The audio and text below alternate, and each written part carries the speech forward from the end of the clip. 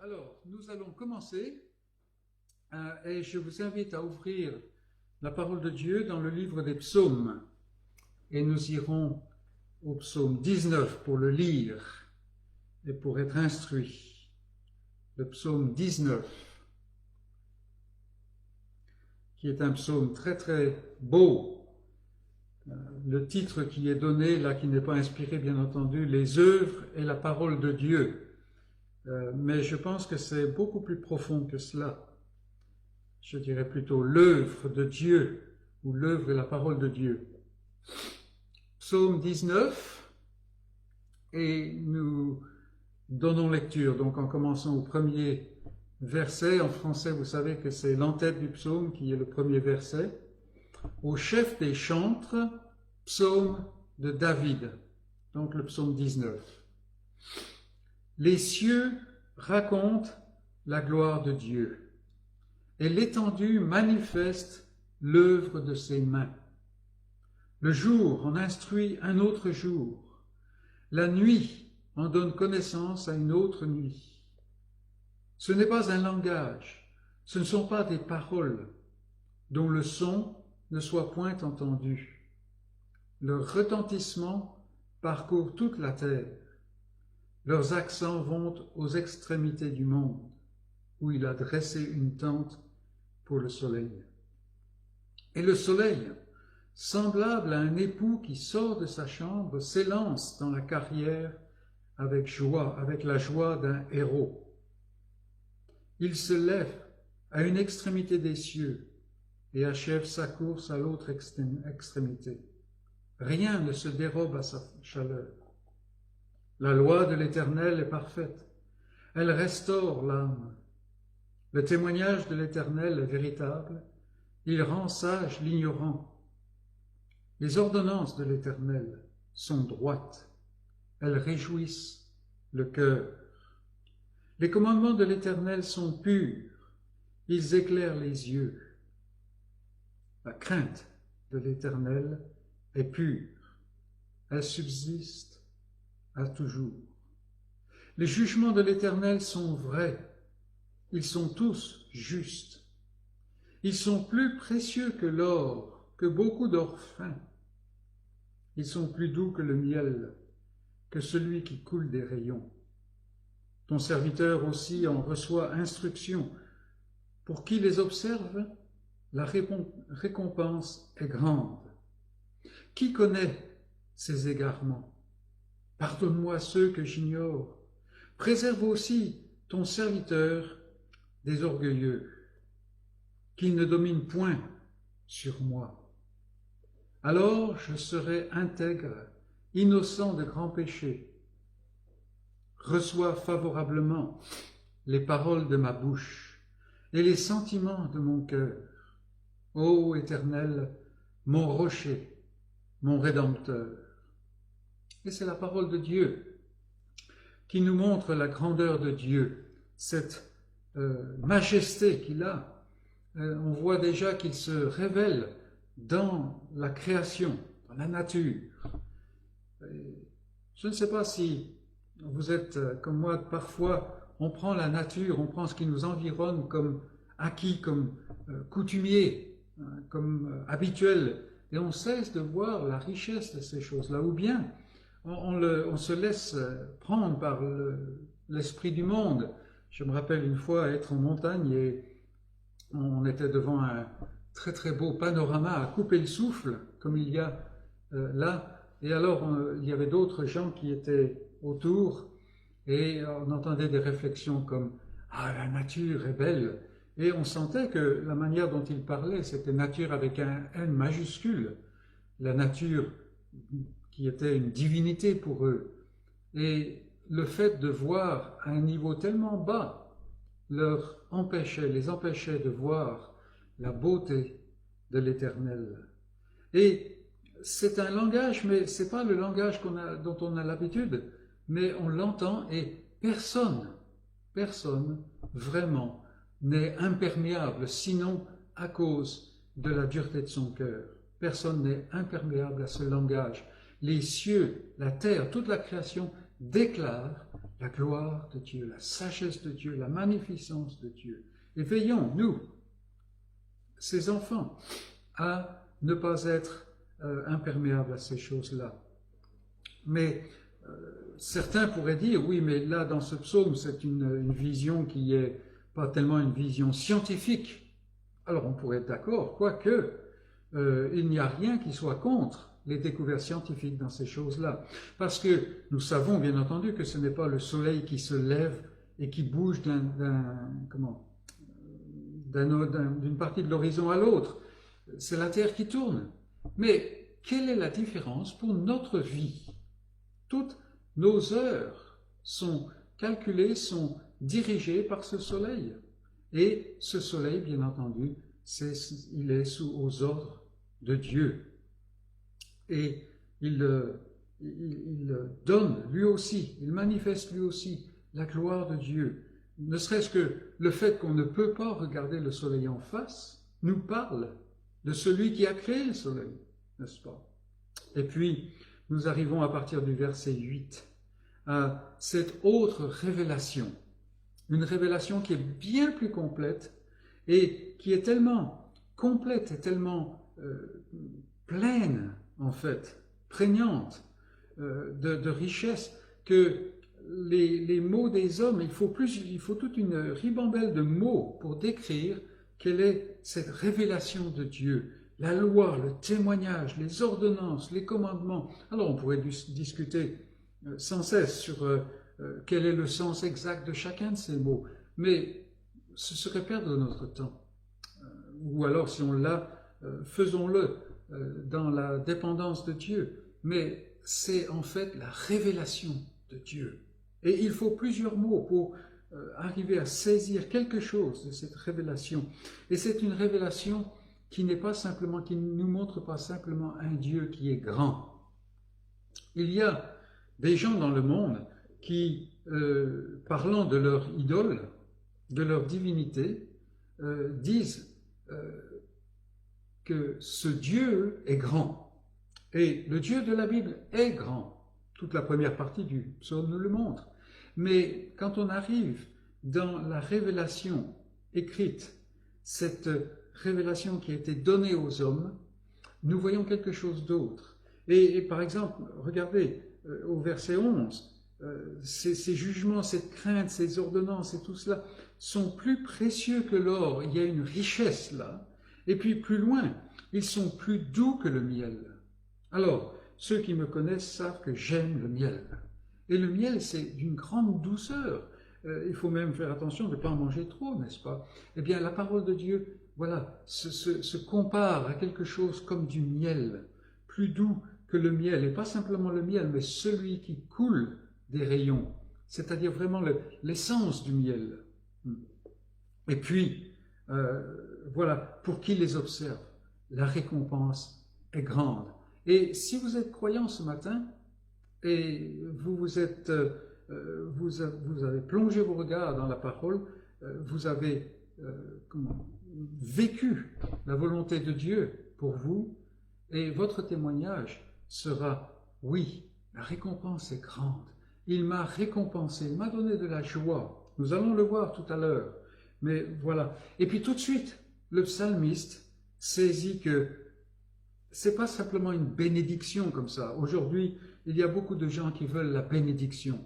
Dans mes voyages, je rencontre des gens. Ils parlent, Seigneur, donne-nous la bénédiction. Et franchement, le Seigneur aurait du mal à vraiment comprendre ce qu'ils veulent dire parce que c'est un mot fourre-tout pour eux. Mais regardez tout de suite, au verset 13, il dit, c'est pas simplement la bénédiction, c'est pas simplement la récompense, mais qui connaît ses égarements? Parce que tout de suite, en présence de la volonté de Dieu, de la révélation de Dieu, tout de suite, nous voyons combien il est grand, combien il est bon, combien il est riche, mais aussi qui nous sommes.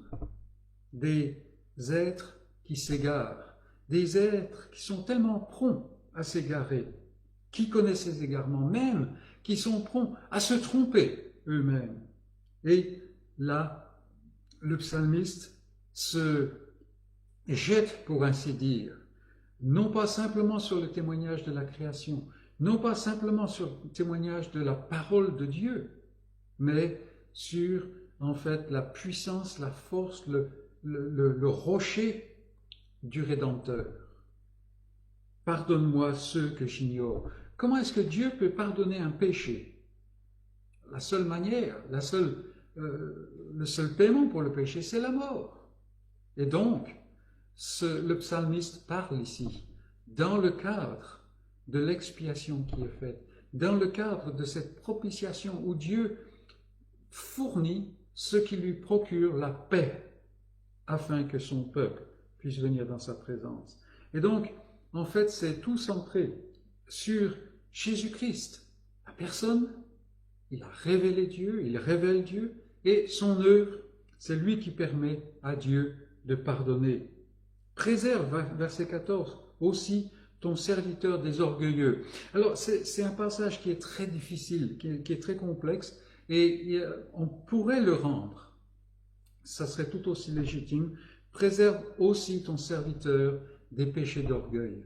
Et franchement, si vous êtes comme moi, on a probablement plus besoin d'être protégé des péchés d'orgueil que des orgueilleux. Parce que l'orgueilleux numéro 1, n'est-ce pas? Nous savons qui c'est. Préserve-moi de ces péchés afin qu'ils ne dominent point sur moi.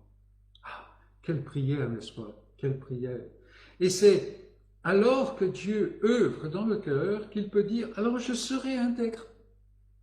David sait qu'il n'est pas parfait. Innocent de grands péchés. C'est-à-dire que Dieu va le garder. Et puis, nous avons cette fin du psaume, très belle fin, reçois favorablement les paroles de ma bouche. Et David savait que Dieu ne peut pas recevoir favorablement ses paroles, les paroles de sa bouche, à moins qu'il ait un substitut, un avocat, un paraclet, quelqu'un qui se tient à côté et qui prenne sa défense et qui intercède pour lui. Et c'est celui que David attendait, celui qui lui a été promis. Et c'est pour ça qu'il peut dire « Ô Éternel, mon rocher, mon Rédempteur ». Chaque année, il y avait la rédemption qui était faite à travers ces sacrifices. Mais en fait, les sacrifices, parce qu'ils étaient répétés, ne pouvaient pas montrer qu'ils ne pouvaient rien enlever. Mais ils annonçaient celui qui devait venir, qui avait déjà été promis à David, celui dont le règne serait éternel. Réjouissons-nous avec le psalmiste du fait qu'il y a un sauveur qui, par son œuvre, permet que ce peuple que Dieu a aimé de toute éternité puisse entrer dans la gloire, dans sa présence, réconcilié en paix, mais aussi que toute la création sera libérée et participera à la rédemption des fils de Dieu. Nous nous réjouissons donc avec le psalmiste. En deuxième lieu, j'aimerais vous inviter à aller dans le Nouveau Testament. Nous allons lire un passage dans la lettre aux Galates, la lettre de Paul aux Galates. Pareil, encore un passage qui est d'une grande beauté. D'ailleurs, toute la lettre aux Galates est très très belle. Et si vous ne l'avez pas encore fait, je vous invite à vous procurer le livre, le commentaire de Galates, qui est intitulé « La liberté est en Christ », parce qu'en fait c'est l'essence de cette lettre. La liberté est en Christ. Christ est la liberté, écrit par Edgar Andrews. Vous pouvez vous le procurer assez facilement. Un très très bon livre qui nous met en présence du témoignage de la parole de Dieu. Épître aux Galates, et nous allons aller au chapitre 2. Paul écrit aux Galates parce que les Galates sont menacés et ils sont même en danger de trébucher. Alors, tout le premier chapitre, il présente certaines choses pour montrer qu'en fait, ce n'est pas lui qui parle en son nom propre, mais en Dieu, et il parle de l'œuvre que Dieu fait.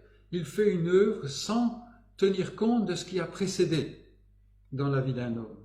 Paul, c'était un homme qui jamais n'aurait dû connaître la grâce. Mais parce que la grâce est grâce, Paul a connu la grâce. Parce que la grâce ne tient pas compte des mérites et des démérites.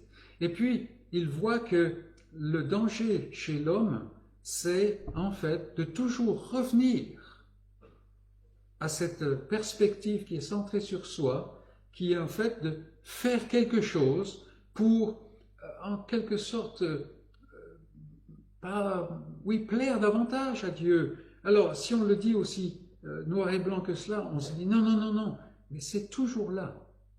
Si on a passé une bonne journée à bien mettre à mort notre chair, par exemple, eh bien, qu'on le veuille ou qu'on ne le veuille pas, au fond de nous, il y a ce petit quelque chose qui se sent quand même mieux, n'est-ce pas? Et Paul s'attaque à ça parce que ça détruit la grâce. Alors, ça n'est pas qu'il ne faut pas faire ces efforts, non, on va le voir. Ça n'est pas que, non, la chose c'est que le salut, la vie qui anime le croyant vient de Dieu et c'est la vie de Dieu. Et c'est ce que Paul montre ici en contrastant la loi, c'est-à-dire ce qui demande les efforts de l'homme pour accomplir la volonté de Dieu et ce que Dieu a fait en Christ. Donc nous prenons un peu au milieu, là au verset 11, je ne voulais pas que ce soit un texte trop long, parce que des fois notre pensée commence à gamberger à droite à gauche, mais on va commencer au verset 11. Et là, Paul suit un événement qu'il a décrit, c'est-à-dire quand il a rencontré les autres apôtres, ils ne lui ont rien demandé à faire de plus que ce que Dieu avait fait en lui, et même Timothée qui était avec lui n'a pas dû se faire circoncire lui non plus.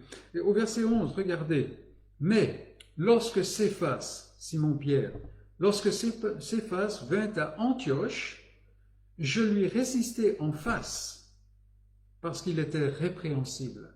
Alors, on peut imaginer Paul, le dernier apôtre, en fait, à venir, hein, le petit dernier dans la classe, qui reprend en public Céphas, Pierre, qui est toujours le nommé en premier dans la liste des apôtres. Ça devait faire un électrochoc, n'est-ce pas? Pourquoi? Parce que Pierre était répréhensible. Et cela nous donne en fait une bonne recette. En effet, avant l'arrivée de quelques personnes de l'entourage de Jacques, il mangeait avec des païens. Et quand elles furent venues, il s'esquiva et se tint à l'écart par crainte des circoncis. Ceux qui venaient de Jacques, c'est des gens qui venaient de Jérusalem, et il semble que ces gens étaient s'appuyaient beaucoup plus sur le respect de la loi. C'était des Juifs, mais c'était surtout des judaïsants. Et ils avaient tendance à demander à ce que les non-juifs se fassent juifs, de façon à être mieux acceptés de Dieu. Donc vous voyez, c'est très moderne, en fait, bien que les mots aient changé. Donc ces gens viennent et maintenant Pierre change d'attitude et il utilise la dissimulation. Verset 13. Avec lui, les autres Juifs usèrent aussi de dissimulation, en sorte que Barnabas même fut entraîné par leur hypocrisie. Voyant qu'ils ne marchaient pas droit selon la vérité de l'Évangile, je dis à Céphas, en présence de tous, si toi qui es juif, tu vis à la manière des païens et non à la manière des juifs, pourquoi forces-tu les païens à judaïser? Il y a toute une petite discussion technique ici, et je ne vais pas passer du temps là-dessus. Je vous dirige de nouveau vers ce livre, La liberté en Christ. Mais au verset 15, regardez, nous sommes juifs de naissance, et non pécheurs d'entre les païens. Là, il parle de la séparation qui existait dans le monde. Néanmoins, sachant que ce n'est pas par les œuvres de la loi que l'homme est justifié, déclaré juste, mais par la foi en Jésus-Christ, nous aussi, nous avons cru en Jésus-Christ, les Juifs, afin d'être justifiés par la foi en Christ et non par les œuvres de la loi, parce que personne ne sera justifié par les œuvres de la loi. Mais, tandis que nous cherchons à être justifiés par Christ, si nous étions aussi nous-mêmes trouvés pécheurs, Christ serait-il un ministre, un serviteur du péché? Loin de là, car si je rebâtis les choses que j'ai détruites, je me constitue moi-même un transgresseur, car c'est par la loi que je suis mort à la loi, afin de vivre pour Dieu. J'ai été crucifié avec Christ, et si je vis, ce n'est plus moi qui vis, c'est Christ qui vit en moi. Si je vis maintenant dans la chair, je vis dans la foi au Fils de Dieu, qui m'a aimé et qui s'est livré lui-même pour moi. Je ne rejette pas la grâce de Dieu, car si la justice s'obtient par la loi, Christ est donc mort en vain. Et ici, Paul est en train de nous dire, les amis, il y a une nouvelle alliance. L'ancienne alliance est écartée. Alors, en fait, la loi de Dieu, la révélation de sa volonté pour sa créature est parfaite. Elle est bonne, nous dit Paul en un autre endroit. Pourquoi la loi est-elle écartée? Elle est écartée parce que la chair la rendait sans force, de sorte que la loi ne pouvait rien faire sinon condamner. Or, Dieu ne veut pas condamner, mais amener un peuple dans sa présence. Et c'est pour cela qu'il amène cette nouvelle alliance, qui est en fait l'alliance éternelle, l'alliance qui est en Christ, qui a accompli toute la loi. Alors maintenant, ce n'est pas une question d'être contre la loi. Est-ce qu'on peut être contre la volonté exprimée de Dieu? Absolument pas. Non, mais maintenant, nous sommes dans un autre registre, dans le registre de celui qui a accompli la loi, et maintenant, c'est sa vie qui vit en nous. Nous ne sommes pas là à faire des efforts de façon à pouvoir devenir quelqu'un d'autre. Non. Maintenant, nous mettons à mort la chair. Nous obéissons à la parole. Nous plongeons les regards dans la volonté de Dieu, exprimée et révélée. Pourquoi? Parce que la vie de Christ vit en nous. Nous sommes des êtres nouveaux en Jésus-Christ. Et donc, nous voulons vivre comme des êtres nouveaux. Vous voyez, il n'y a plus de code dans un sens. Mais il y a cette vie qui bouillonne, qui bat au-dedans de nous. Nous allons le voir pendant notre message tout à l'heure. Mais c'est cela qui est important. Alors certains diront, mais avec un tel langage, vous allez verser dans l'antinominisme. Je ne sais pas exactement comment on le dit ce mot. C'est-à-dire que, en fait, vous êtes contre la loi. Non, pas du tout. Pas du tout. Parce que Christ ne peut pas pousser quiconque à agir contre la volonté révélée de Dieu. Mais la loi n'est pas la base. La base, c'est la vie de Christ. Et c'est ainsi que nous pouvons dire quelle liberté nous avons en Christ. Parce que, étant dans cette chair, nous ne pouvons pas vivre parfaitement. Et donc, nous retomberions sous le coup de la loi. Mais Christ a accompli la loi parfaitement. Et donc, maintenant, en Christ, nous avons cette nouvelle alliance, nous avons celui qui, maintenant, nous protège de la condamnation. C'est pour ça que Paul dira en Romains, il n'y a plus aucune condamnation pour celui qui est en Christ Jésus. Vous voyez comment cette nouvelle alliance, c'est quelque chose dont il faut se réjouir de manière continuelle, revenir là. Et toute cette lutte, toute cette mise à mort de la chair, c'est en essence pour empêcher cette chair de revenir sous l'esclavage de la loi, de faire afin d'être. Non, le croyant, il est, et c'est pour cela qu'il fait, parce que quelqu'un qui vit, agit. Réjouissons-nous donc, et Et je vous invite maintenant à ce que nous passions un petit moment devant le Seigneur, à plonger les regards, à tourner les regards vers lui et à le remercier, le louer pour ce merveilleux salut, cette merveilleuse rédemption qui est en Jésus-Christ et qui n'est pas simplement dans la loi et dans les efforts. Prions.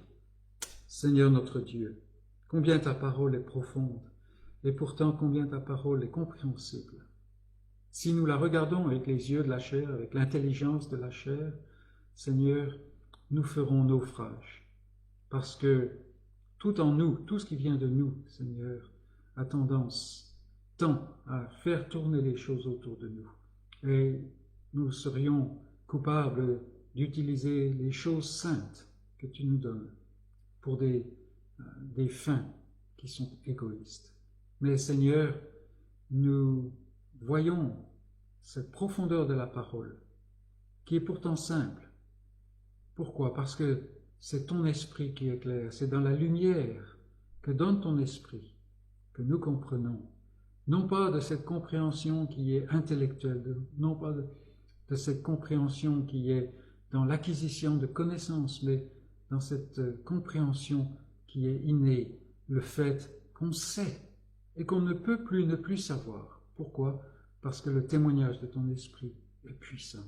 Et Seigneur, nous voyons en Jésus-Christ celui qui nous délivre, celui qui, bien que étant Dieu, et Dieu de droit, régnant, étant au-dessus de tout, il s'est humilié et il a été jusqu'au bout pour accomplir ta volonté, pour accomplir cette œuvre qui permet d'avoir la paix entre l'homme et toi.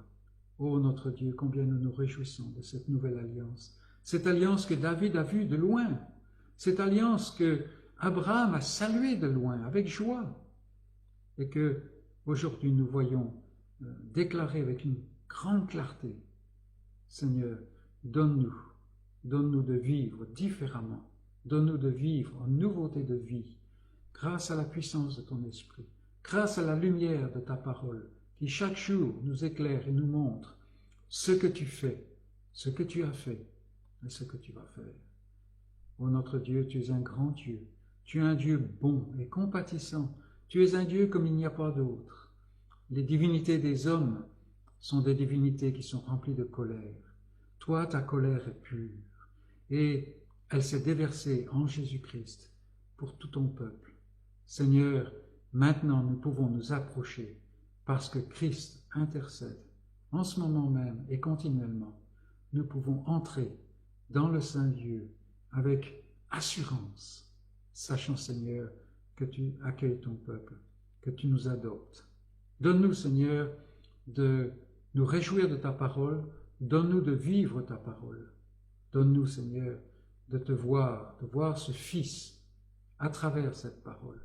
Que ce ne soit pas simplement un exercice intellectuel, un exercice de logique et de raisonnement humain, mais, Seigneur, que ce soit plutôt une union puissante, intime, et qui bouillonne jusque dans la vie éternelle. Sois avec ton peuple aujourd'hui, Seigneur, partout où il se réunit, et plais-toi, Seigneur, trouve ce plaisir en toi, Seigneur, de te révéler à ton peuple. Certains te connaissent, certains sont dans l'abattement. Seigneur, donne-leur par ta parole le baume de Galade qui guérit toutes les blessures. Certains, Seigneur, sont connus de toi de toute éternité, mais ne te connaissent pas encore. Aujourd'hui, que ta parole donne la vie. Nous te prions. Prions pour ceux qui se réunissent dans des lieux où ils sont remplis de crainte parce qu'il y a la persécution, il y a même l'attaque directe et frontale. Seigneur, assiste ton peuple. Et comme tu as été avec les 3 Hébreux autrefois, que ton Fils soit au milieu de ton peuple selon ta promesse. Et que le feu de l'ennemi ne les touche pas. Mais qu'au contraire, Seigneur, que ce soit une cause parfaite de joie, toutes ces épreuves. Sois béni, ô notre Dieu, et conduis-nous maintenant dans la portion de cette lettre que nous allons examiner.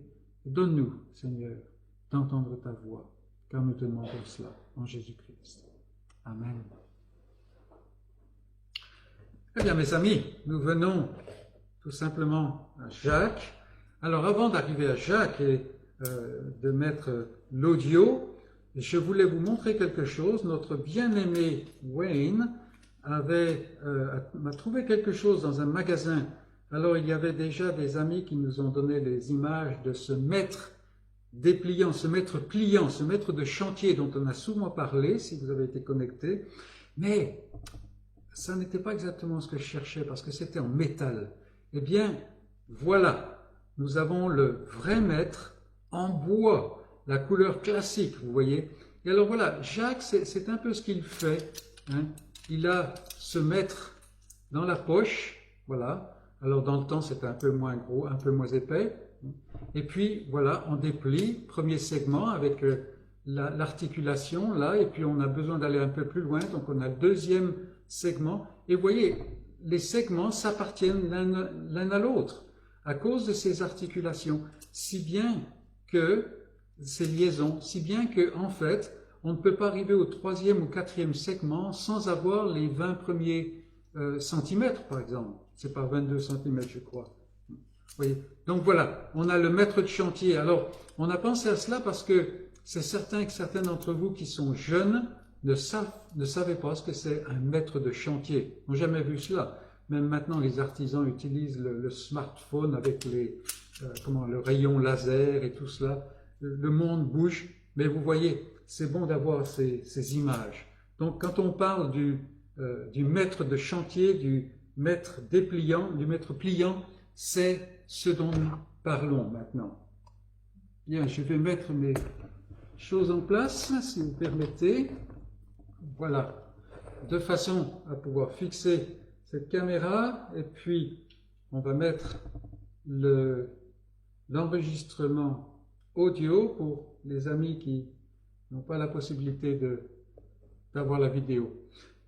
Eh bien, mes amis, venons ensemble dans l'épître de Jacques, la lettre de Jacques, juste après Hébreux. Pour ceux qui se sont déjà réunis avec nous, la page est probablement marquée. Voilà. Et nous allons vers la fin du chapitre 1. Nous allons regarder aujourd'hui les versets 22 à 25. On va prendre le verset 21, parce que là on a cette articulation, cette liaison. C'est pourquoi, rejetant toute souillure et tout débordement de méchanceté, recevez avec douceur la parole qui a été plantée en vous et qui peut sauver vos âmes.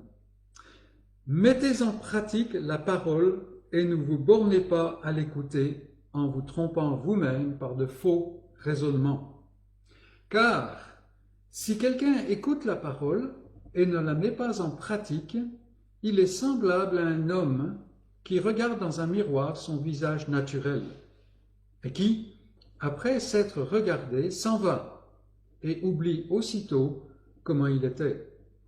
Mais celui qui aura plongé les regards dans la loi parfaite, la loi de liberté, et qui aura persévéré, n'étant pas un auditeur oublieux, mais se mettant à l'œuvre, celui-là sera heureux dans son activité.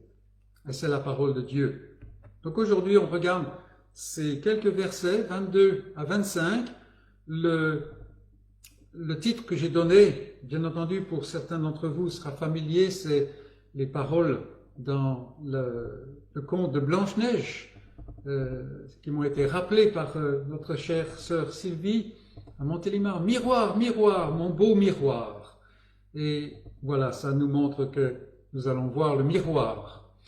Mais la question qu'on peut se poser, alors qu'on aborde ce nouveau segment dans la lettre de Jacques, dans ce maître de chantier que Jacques déplie à mesure qu'il ouvre sa lettre, la question qu'on peut se poser est celle-ci.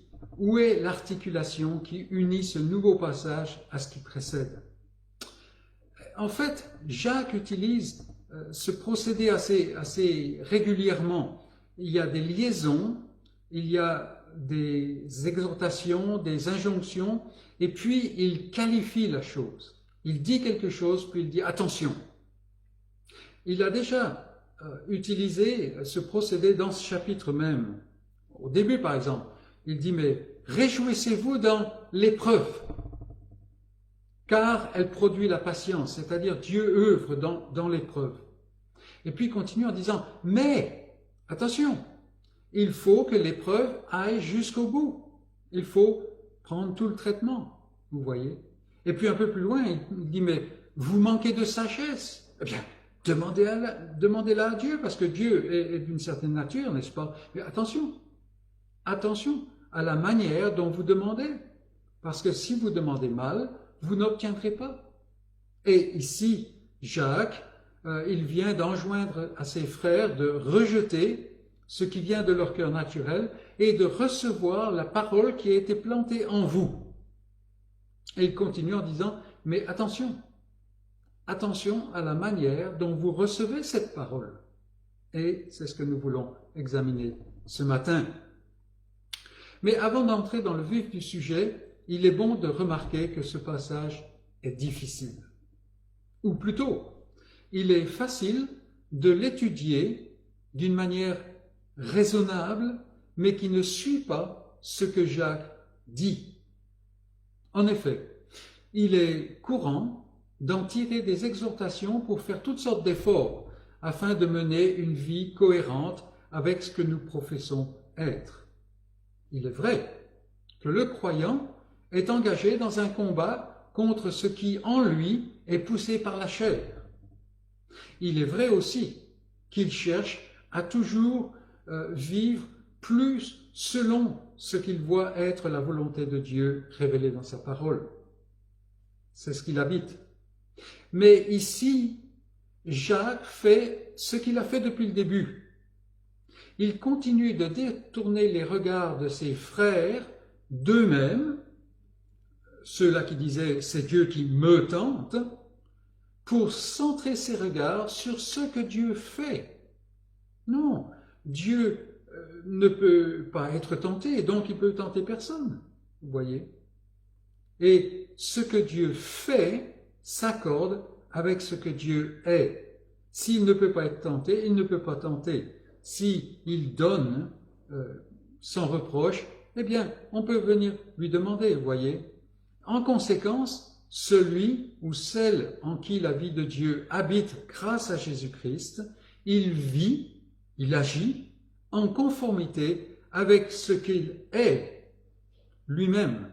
Et cela, c'est ce que Dieu fait. Il nous a engendrés. Vous voyez, cette nouvelle vie n'est pas pour nous à fabriquer de façon à pouvoir faire la volonté de Dieu. Non, c'est la vie de Dieu qui vit dans le croyant, comme nous venons de voir. Jacques prend deux manières de recevoir la parole pour bien montrer son propos. Et chacune révèle ce qui a été fait ou non dans le cœur. D'un côté, il y a celui qui se contente d'entendre, d'écouter. De l'autre, il y a celui en qui la parole produit des résultats concrets, celui qui fait, qui met en pratique. Et donc, c'est ce qu'on veut voir. Et notre premier point, si je puis dire, s'intitule « L'auditeur qui se trompe lui-même ». Et c'est notre verset 22. « Mettez en pratique et ne vous bornez pas à l'écouter en vous trompant vous-même par de faux raisonnements. » Jacques vient d'exhorter ses frères à être prompts à écouter. Et il pousse immédiatement sa réflexion plus loin. En effet, il écrit à des gens qui sont paralysés, qui sont découragés parce que leur centre de référence, leur perspective de la vie est venue se centrer sur eux-mêmes. Les épreuves sont devenues euh, grande. Ils écoutent très probablement la parole encore, mais la chair est devenue tellement prévalente en eux qu'elle rend cette parole sans effet. Ces gens ne sont pas transformés par la parole qui a été plantée en eux. Ils sont plutôt centrés sur leurs épreuves, des épreuves qui sont devenues des montagnes, qui occupent toute leur vision. Ils se manifestent ils ne manifestent plus de différence avec le monde des incroyants. Ils vivent comme le monde, ils sont découragés comme le monde, ils voient les épreuves comme le monde les voit. Leur vie, la vie, est en jachère spirituelle. Combien cela nous décrit trop souvent, mes amis, n'est-ce pas? Et Jacques est très clair, et il va débusquer sans répit toutes les fausses illusions de ses frères. Il y a dans ces passages, et notamment celui-là, une psychologie très fine et profonde dans tous ses propos. Alors, il faut dire une chose, c'est que le français du verset 22 est très correct. C'est du bon français. Mais il ne rend pas la force dénudée du texte d'origine. Si on veut le rendre plus exact, alors ça va être très mauvais français, mais on peut le rendre en disant « Soyez faiseurs de la parole ». Ça vient en premier. Pas simplement auditeur. Et l'accent c'est sur simplement. Vous justifiant par un raisonnement déséquilibré, un raisonnement qui ne tient pas debout. Vous voyez? Voilà ce que Jacques est en train de dire. Soyez faiseurs de la parole. C'est-à-dire qu'il faut aller plus loin. Pas simplement écouter. Oui, mes amis, mes frères qui êtes découragés, vous écoutez bien. Et en fait, ces gens-là écoutaient, parce que le mot que Jacques emploie indique écouter avec sérieux, avec attention. Ça n'était pas une écoute qui entre par l'oreille et qui sort par l'autre. Non. Mais cela ne suffit pas. En plus, cela est dangereux, car le fait d'écouter peut nous laisser dans une attitude qui est toujours égocentrique. Je me dis que je vais bien, que je suis un bon chrétien, puisque j'écoute ce que Dieu dit. Mais cela me trompe, dit Jacques. Je me trompe avec une telle parole. Il faut que la parole vous éclaire, oui, et vous pousse à aligner votre cœur et votre vie avec l'image qu'elle révèle de Jésus-Christ. C'est-à-dire qu'on écoute la parole et la parole nous dit quoi faire. Et la puissance de l'esprit chez le croyant agit de telle manière à accomplir, à faire la parole. Et ainsi, il faut être faiseur de la parole. Alors, permettons-nous de ne pas utiliser du bon français, mais d'avoir la force de ce que Jacques dit ici. Mais Jacques ne se contente pas de dire « il faut que vous pratiquiez ce que vous voyez dans la parole ». Non. Il a connu assez de pharisiens pour savoir qu'il faut aller plus profond que cela. Parce que les pharisiens étaient dans ce cas-là. Non. Il ne cherche pas seulement à remettre ses frères en selle d'une certaine manière. Et il veut leur montrer pourquoi ils sont tombés du cheval. Si je peux utiliser cette expression, cette image.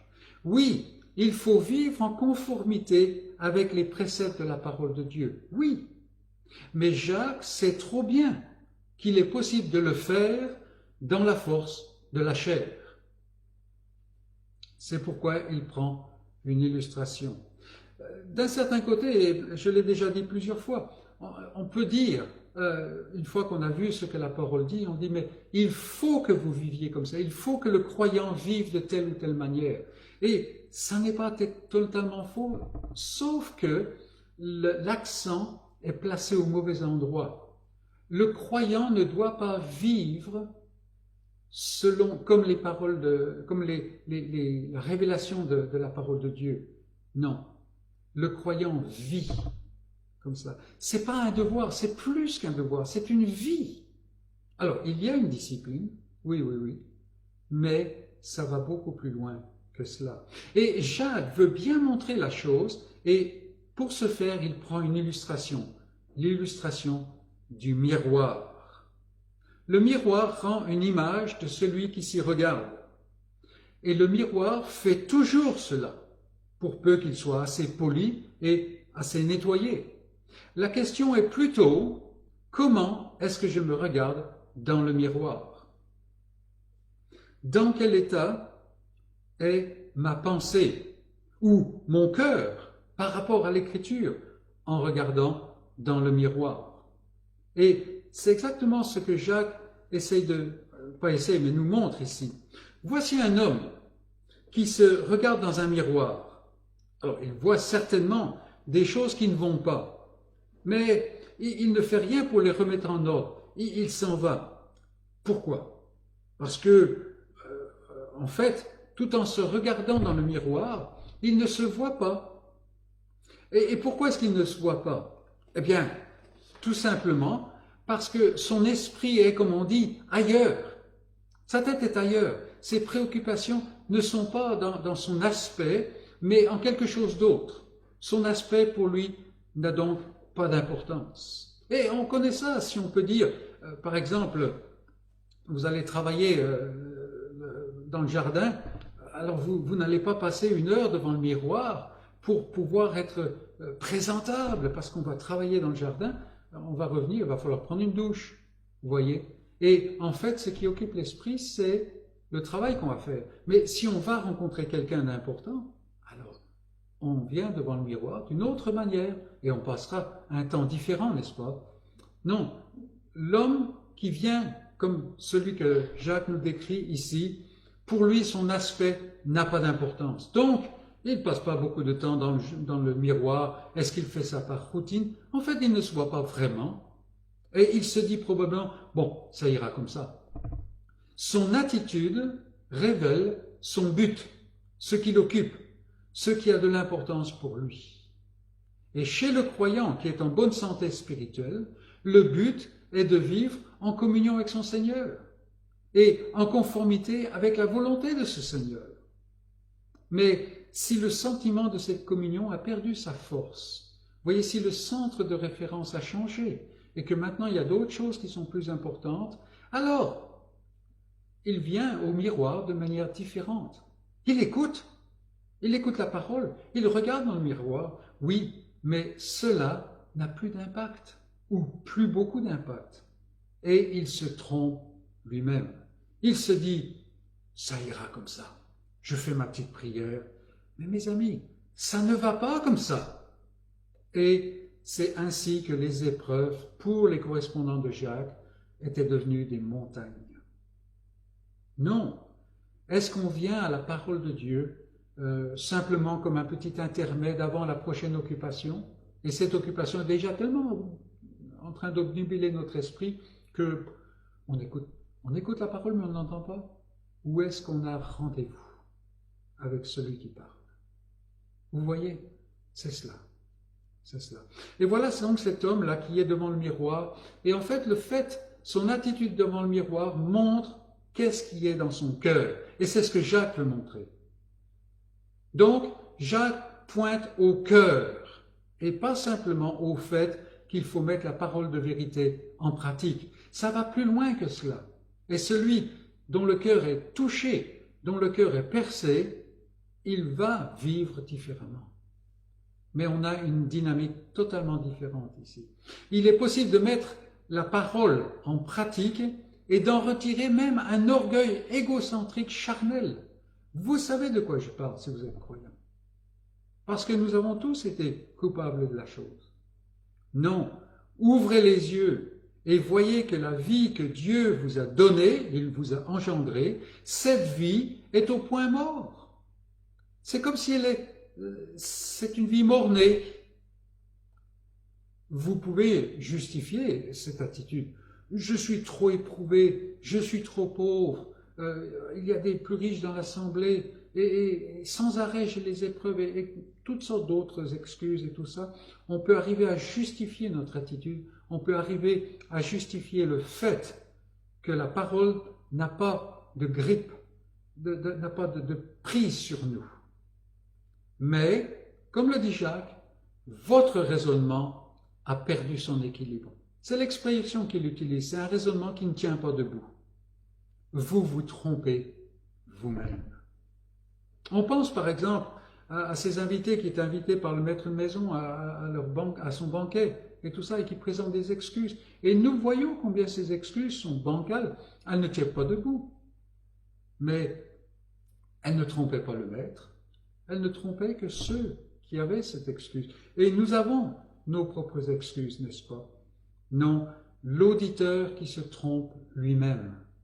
Et Jacques nous dit, soyez des faiseurs de la parole. Ne vous contentez pas de simplement l'écouter en disant, ça ira, ça va comme ça. Ça ne va pas comme ça. Vous vous trompez par de faux raisonnements. Mais Jacques passe à un autre auditeur. Il y a toujours ce contraste. Et maintenant, nous venons au deuxième point, l'auditeur qui plonge son regard. L'auditeur qui plonge son regard. Jacques contraste maintenant le premier auditeur avec un second. Et il est clair que c'est ce que le croyant devrait être. C'est ce que le croyant est quand il est en bonne santé, celui en qui bat la vie de Dieu. Là encore, Jacques n'est pas tant intéressé par la louange de cet homme que pour mettre en lumière quel est l'état de son cœur. C'est-à-dire que Jacques ne fixe pas l'attention sur ce que cet homme fait, mais sur ce que Dieu fait dans son cœur pour que cet homme agisse ainsi. Très important. Qu'est-ce qui le pousse à être ce qu'il est? Premier sous-point, il plonge les regards. Regardez, verset 25, pardon. Mais celui qui aura plongé les regards dans la loi parfaite, la loi de liberté, et qui aura persévéré, n'étant pas un auditeur oublieux comme l'autre, mais se mettant à l'œuvre, celui-là sera heureux dans son activité. Il plonge les regards. Cet homme vient lui aussi devant le miroir. Lui aussi, il regarde avec sérieux. Mais son sérieux va plus loin que l'autre. L'autre a bien entendu ce qui a été dit, l'autre a bien vu d'une certaine manière ce qui est dans le miroir, mais il a vu sans voir. Celui-là, son sérieux va plus loin. Pourquoi? Parce qu'il a un but, il a une détermination et il a une résolution. Il ne regarde pas simplement. Si je puis dire, il regarde pour voir. Et c'est très intéressant que quand Jacques utilise ce qui est traduit ici par plonge les regards, il utilise un mot particulier. Ce n'est pas le même mot que l'autre. C'est un mot plus profond, plus spécifique. Et Jean, par exemple, l'utilise dans son évangile, au chapitre 20. Vous savez, au matin de la résurrection, voilà les femmes qui viennent au tombeau, et la pierre a été roulée, le corps n'est plus là, et il y a un moment où Marie, il est dit que Marie se penche pour regarder à l'intérieur, et pour regarder avec intensément, avec intensité, vous voyez. Et puis, Pierre aussi, il est dit, fait la même chose. Il passe la tête par la porte, par l'entrée du tombeau, de façon à voir. Il veut voir ce qu'il y a ou ce qu'il n'y a pas, dans le cas, vous voyez. Donc, ce mot-là, Jacques utilise le même mot et cela nous montre un but, une détermination, une résolution. Ils veulent voir ce qu'il y a ou ce qu'il n'y a pas. Et voilà ce deuxième auditeur, si on peut dire. Le mot que Jacques emploie montre un homme qui se penche sur ce qu'il regarde parce qu'il veut comprendre. Il veut comprendre. C'est une chose importante pour lui. L'autre vient au miroir plus par routine. Son esprit est ailleurs. Il est rempli d'autres choses qui sont importantes pour lui. Celui-ci est habité par une force qui le pousse à faire attention à ce qu'il entend. C'est pour lui ce qui a de l'importance, parce qu'il a rendez-vous. Il a rendez-vous. Le reste, les autres activités attendront. Il faut qu'il regarde, il faut qu'il entende, il faut qu'il comprenne, car ce qu'il entend, ce qu'il voit, ce qu'il comprend, n'est qu'une étape. S'il va se regarder dans le miroir, si on parle de manière physique, c'est parce qu'il veut que ce qu'il voit dans le miroir le serve à rectifier ce qui ne va pas, parce qu'il y a quelque chose qui vient. Oui. Et c'est la même chose pour le croyant. Il ne vient pas à la Bible simplement comme d'une manière magique, comme si simplement le fait de faire 1 kilomètre de Bible va le rendre meilleur. Non, il veut savoir comment pouvoir se présenter devant Dieu. Donc, voilà un monsieur qui plonge les regards. On voit donc une attitude qui est différente. On voit ce que Dieu fait dans le cœur. Deuxième sous-point, il plonge les regards dans la loi parfaite, la loi de la liberté. C'est notre deuxième sous-point. Notre homme plonge donc les regards dans ce que Jacques appelle la loi de liberté. Et Jacques utilise cette expression aussi à dessein pour montrer la dynamique qui anime le cœur de cet homme. Car il est possible, mes amis, d'être prompt à écouter. Il est même possible de mettre en pratique. Il est aussi possible que ce soit la parole de vérité. Mais tout cela se fait dans la force de la chair, dans une logique qui est centrée sur l'homme. C'est pourquoi beaucoup ici, quand ils viennent à ce passage, introduisent la loi de Dieu. Voyez-vous, dit-on, Jacques nous dit que nous devons pratiquer les 10 commandements et quelques autres préceptes, et puis pas mal d'autres préceptes qu'on a inventés depuis. Il faut pratiquer les 10 commandements. Et donc on revient aux 10 commandements et on regarde ces choses-là. Et très vite, un tel contexte conduit à une situation qui n'est pas sans rappeler le zèle des pharisiens à diriger les autres. On les dirige, on amène des pressions pour qu'ils se conforment avec l'image qu'on se fait de ce que doit être le croyant et qu'on leur a inculqué. On vient très rapidement à une situation de grande inquisition, où l'orgueil d'être un bon chrétien, ainsi que l'esclavage moral des échecs, prennent le haut du pavé. Et on est là sans arrêt à venir dans une attitude de pénitent parce qu'on n'est pas arrivé au niveau que nous pensons être la norme de Dieu. En fait, on se trompe là aussi, vous voyez. Non, ça n'est pas du tout ce que Jacques dit. Ce n'est pas ce dont Jacques parle du tout ici.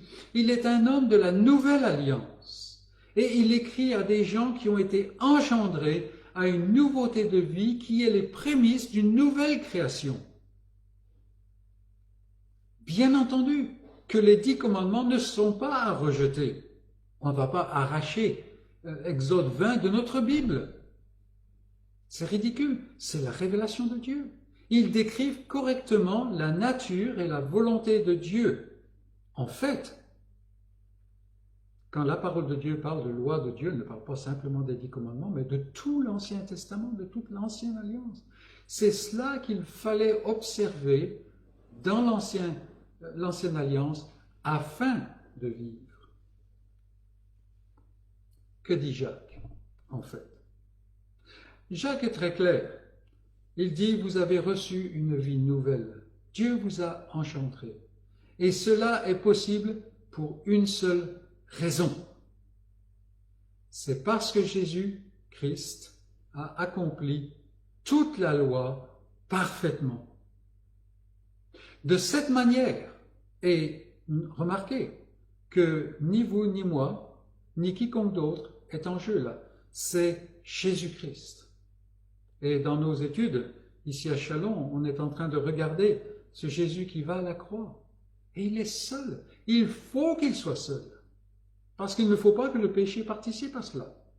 Non, c'est possible. Vous avez reçu une vie nouvelle et c'est possible parce que Jésus-Christ a accompli totalement, entièrement, parfaitement la loi. De cette manière, la justice de Dieu est satisfaite, sa sainteté est honorée et il est clair que Christ a fait cela en tant que substitut.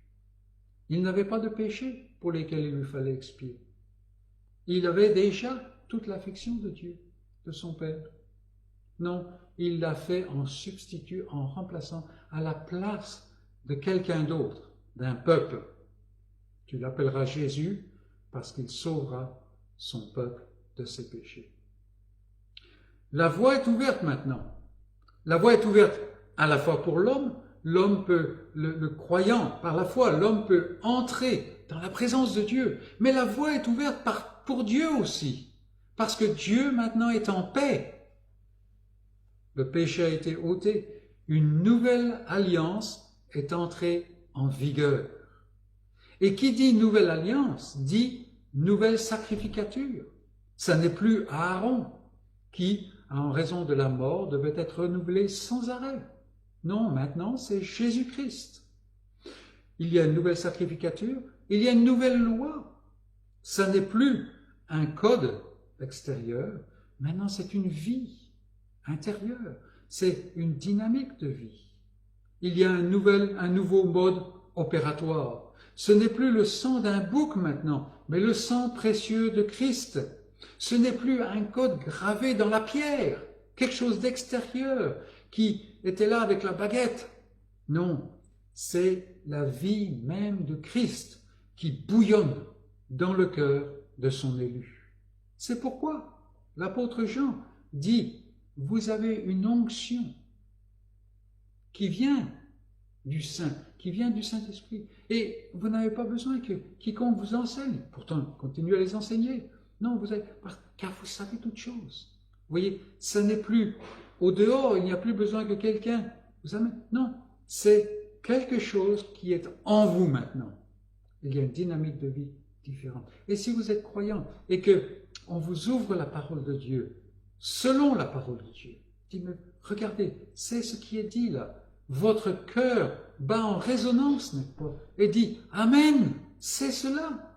Oui, Seigneur, béni. Et moi, je me réjouis souvent dans certains de vos commentaires. Alors, je ne suis pas en train d'appeler des commentaires là, mais les commentaires qui me réjouissent le plus, ce ne sont pas les commentaires qui disent, oh frère, tu as fait un beau message. Mais c'est plutôt ceux qui disent, Seigneur, béni sois-tu pour une telle grâce, une telle merveille. Car c'est cela, n'est-ce pas? C'est cela. Non, vous avez une onction. Et les deux apôtres se rejoignent là. Ce n'est plus maintenant une question de faire afin de vivre, mais par la foi en celui qui a fait, je vis. Par la grâce. Notre frère Oliot, certains d'entre vous connaissent ses livres, certains d'entre vous le connaissent même, a donné une illustration, et je la reprends parce qu'elle est très très belle, la différence entre la servante et l'épouse. Une servante qui est consciencieuse va donner un service qui est de bonne qualité. Mais elle le fait dans une certaine attitude servile, n'est-ce pas? Elle est servante. L'épouse du même maître, elle va faire les mêmes choses, mais mieux, n'est-ce pas? Mais ce qui est important ici, elle le fait à partir d'une motivation qui est complètement différente. C'est l'amour, n'est-ce pas? C'est pour lui plaire, c'est parce que, voilà, celui à qui on fait cela, c'est celui que mon cœur aime. Et la question de la parole, c'est, est-ce qu'aujourd'hui, vous servez Dieu selon l'ancienne alliance ou selon la nouvelle? Est-ce que vous avez mis en oubli, mon frère, ma sœur? Est-ce que tu as mis en oubli ce que tu es, ce que Dieu t'a fait, ce qu'il a fait en toi? ouvrons les yeux, ne nous trompons pas par de faux raisonnements. Non. Je ne fais pas afin de vivre, je ne fais pas des œuvres afin de recevoir le salut, mais la foi qui est en moi, la foi en celui qui a tout fait, Jésus-Christ, c'est cela qui me fait vivre. Vous êtes sauvés par grâce, par le moyen de la foi. Certains vont dire, là, c'est de l'antinominisme. Vous voyez, j'ai beaucoup de problèmes avec ce mot. Mais non, ce que nous disons n'est ni contre la loi, ni sans la loi. Regardez le croyant qui vit en Christ. Est-ce qu'il vit comme n'importe qui? Non. Si quelqu'un vous dit croire et vit dans la débauche, vous savez qui il est, dont la vie est marquée par la débauche, vous savez ce qu'il est, quoi qu'il dise, n'est-ce pas? Non. Regardez le croyant qui vit en Christ. Fait-il ce qui est contraire à la loi? Non. Non. Bien sûr que non. Mais il ne vit pas ainsi parce qu'il suit servilement un code extérieur. Non, il le fait parce que Christ vit en lui, comme nous avons lu tout à l'heure dans les propos de Paul. Christ vit en lui dans la puissance du Saint-Esprit, c'est-à-dire que cet homme est maintenant libre de mettre à mort la chair, selon ce que la parole lui révèle. Et cette vie de Christ, c'est la loi de liberté dont parle Jacques. Une loi de liberté. Suivre les préceptes, les choses comme ça, ce n'est pas la liberté, mes amis. Est-ce que vous voyez la joie dans la religion? Non, non. La joie est en Christ. Mais Jacques continue. Il parle de l'homme qui plonge les regards dans la loi de liberté. Et il dit aussi que cet homme persévère. Mais celui qui aura plongé les regards dans la loi parfaite, la loi de la liberté, et qui aura persévéré, n'étant pas un auditeur oublieux, il aura persévéré. Il aura persévéré. Effectivement, la vie chrétienne, marcher selon la vérité, exige une bonne dose de discipline et de résolution. Et c'est là que certains se trompent et font revenir le principe des œuvres. Après tout, nous vivons encore dans une chair de péché. Mais Jacques n'est toujours pas intéressé à souligner les efforts de l'homme. Non. Pour lui, ce qui importe, c'est la source qui permet aux croyants de pratiquer la parole de vérité, la parole de vie. Et vous savez de quoi il parle? Chaque début d'année voit bon nombre d'entre nous prendre de bonnes résolutions. Oui, je vais plonger le regard dans la loi parfaite. Oui, je vais mettre en pratique la révélation de Dieu. Oui, je vais réparer les désordres que ce miroir me révèle, qui sont en moi. Mes amis, combien de temps cela dure-t-il? Vous écoutez un message et le Seigneur, dans sa grâce, vous impacte par ce message et vous prenez des résolutions. Est-ce qu'elle voit le lundi matin? Pas toujours. Le temps que d'autres intérêts viennent pousser ces résolutions dehors. Voilà nos résolutions. La vie nouvelle de Dieu n'est pas comme cela. La vie que Dieu plante, c'est-à-dire la parole qu'il a plantée en nous, cette vie avec laquelle il nous a engendrés, elle n'est pas comme ça. Comme Dieu, elle ne change pas, mais elle est permanente. Vous voyez, les sacrificateurs dans l'ancien temps, il fallait qu'ils soient renouvelés sans arrêt à cause de leur mort. Et donc, en Hébreux 7, l'auteur parle du fait qu'il ne durait pas, ça ne persévérait pas, ça n'était pas permanent. La parole de Dieu, la vie nouvelle que Dieu donne à son élu, n'est pas comme cela. Jacques utilise un mot semblable. Il est vrai que parfois elle passe par des éclipses, cette vie. Mais c'est parce que, soudain ou graduellement, le croyant en est venu à vivre davantage selon la chair, selon le principe de la chair qui est en lui. Mais en elle-même, la vie de Dieu continue. Et c'est pour cela que le croyant n'est pas heureux. C'est ainsi que Jacques pointe sans cesse vers ce que Dieu a fait et ce que Dieu fait. Et c'est important pour nous de voir cela, mes amis. C'est dans cette optique différente que le croyant grandit dans sa vie nouvelle.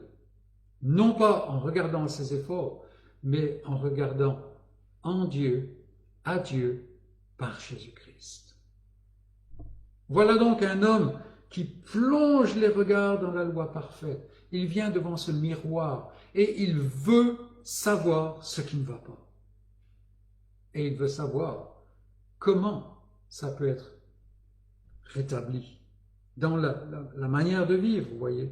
Il plonge les regards dans cette loi parfaite, dans cet évangile, c'est-à-dire la bonne nouvelle que Christ a tout accompli et qu'il n'y a maintenant plus rien à faire, sinon s'en remettre à lui par la foi. Et même cela, c'est la grâce de Dieu qui le donne. Non, il plonge les regards dans la loi parfaite, la loi de la liberté, il persévère, parce qu'il n'est pas, comme l'autre, un auditeur oublieux. Et le résultat, bien sûr, c'est qu'il se met à l'œuvre. On pourrait dire, ce n'est pas qu'il fait, c'est qu'il vit.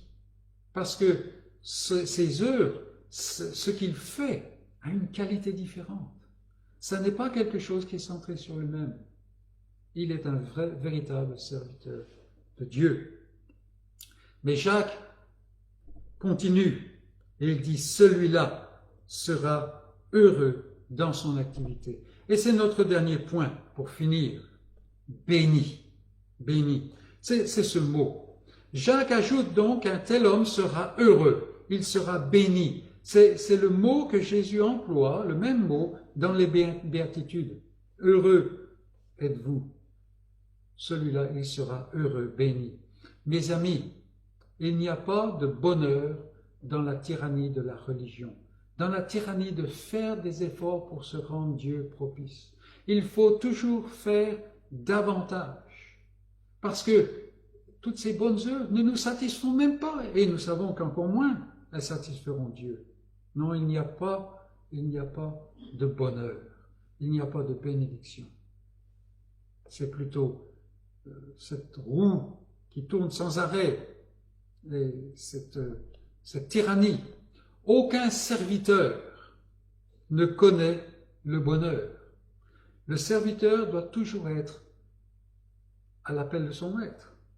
Mais dans l'union avec Dieu, en Christ, mes amis, il y a des trésors d'allégresse, même au sein des épreuves, considérées comme un sujet de joie complète. Vous voyez comment Jacques tourne autour de la même chose, là. Dans cette union, il y a des trésors d'allégresse. Cependant, Jacques écrit d'une manière précise et surprenante peut-être. On aurait pu s'attendre à lire « Un tel homme sera heureux parce qu'il agit ainsi ». C'est la manière dont on présente ce passage généralement, ou quelque chose de ce genre. Mais en fait, nous lisons « Heureux, béni est cet homme dans son activité ». Dans son activité. Cet homme se met à l'œuvre parce que la puissance, la dynamique de l'Esprit de Dieu est en lui. Il se met à l'œuvre. Et il est béni alors même qu'il fait cette œuvre. Alors même qu'il vit la vie de Christ, il est béni. Il est heureux. Son cœur est rempli, vous voyez. Il traverse l'épreuve. Il voit dans la foi de liberté ce que Dieu fait au moyen de cette épreuve. Et donc, même au milieu des souffrances de l'épreuve, il est béni. Il connaît le bonheur. C'est quelque chose que la chair ne connaît pas. En conséquence, il se réjouit d'une joie complète et il est béni, et non seulement cela, mais se réjouissant d'une joie complète, étant centré sur ce que Dieu fait, étant béni, il grandit, il devient parfait, accompli, sans faillir en rien, ce qui est ce que Jacques vise en écrivant à ses frères. Pour terminer, vous vous rappelez la parabole que le Seigneur donne au début dans son sermon sur la montagne. Il parle, là encore, de deux hommes qui écoutent la parole que lui il dit. Il y a un homme qui écoute et cette parole n'a pas d'impact dans sa vie. Il ne vit pas selon la parole. Et le Seigneur compare cet homme à quelqu'un qui construit sa maison. Mais il la construit sans faire attention à la manière dont il la construit. Ça va vite. Là, il peut entrer dans la maison très rapidement, mais il n'a pas mis de fondation. Il ne s'est pas assuré si la maison est sur quelque chose de solide. Et voilà que les épreuves de la vie viennent, l'inondation, les difficultés et tout ça. Et cette maison est détruite. Et la perte de cet homme est très grande, parce que ce qu'il s'imaginait, se trompant lui-même par de faux raisonnements, ce qu'il s'imaginait être, il a perdu, parce que ça n'existait pas. Et le Seigneur contraste ça avec l'homme qui prend son temps. Il va creuser jusqu'au rocher. Il fixe sa maison sur le rocher. Ça prend du temps. Il faut persévérer. Il faut revenir et revenir pour multiplier les images, pour revenir au miroir. Puis regardez, cela prend du temps. Mais la maison est solide. Et les inondations, les épreuves, les catastrophes viennent, la maison tient. La maison tient. Le Seigneur parle aussi de cette parole qui est distribuée, qui est semée à tout vent, et elle tombe sur toutes sortes de terrains. Bonne parole, bonne graine, n'est-ce pas? Mais vous vous rappelez ce terrain où il y avait les soucis du monde. Il y avait toutes sortes de choses qui occupaient déjà le terrain, qu'on ne voyait pas, pas toujours. La parole, elle a un fruit rapide, avec joie, mais ne dure pas. Quand les épreuves viennent, ce soleil avec sa chaleur, les plantes meurent, elles sèchent, et cet homme-là ne produit pas de fruits. Devant nous, Jacques met deux hommes, deux manières d'écouter la parole. Mes amis, regardez dans votre cœur, regardez dans le miroir de la parole et voyez ce que Dieu a fait. Est-ce qu'il a fait quelque chose? S'il l'a fait, vivez selon ce qu'il a fait. Centrez sur lui. Et lors même que vous le faites, vous serez bénis. Et voyez le croyant qui vit selon la parole de Dieu. Il y a une joie.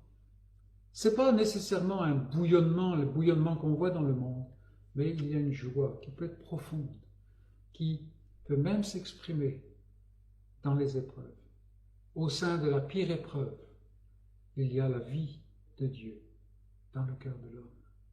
Que Dieu bénisse ses paroles, qu'il nous donne de regarder le miroir de sa parole, de ne pas être un auditeur qui se trompe lui-même, mais d'être comme celui qui, plongeant les regards avec résolution, persévérant, voit la dimension de liberté qu'il y a dans l'Évangile, qu'il y a en Jésus-Christ. Et il met en pratique, il vit la vie de Dieu. Ce n'est pas qu'il se dit, il faut que je le vive. Il se le dit, oui, mais il le fait. Il le fait parce que c'est Dieu qui agit en lui. Que Dieu nous bénisse, que Dieu nous donne de nous réjouir en lui-même par Jésus-Christ. Que le Seigneur soit avec chacun d'entre nous et qu'il se glorifie dans nos vies. Amen.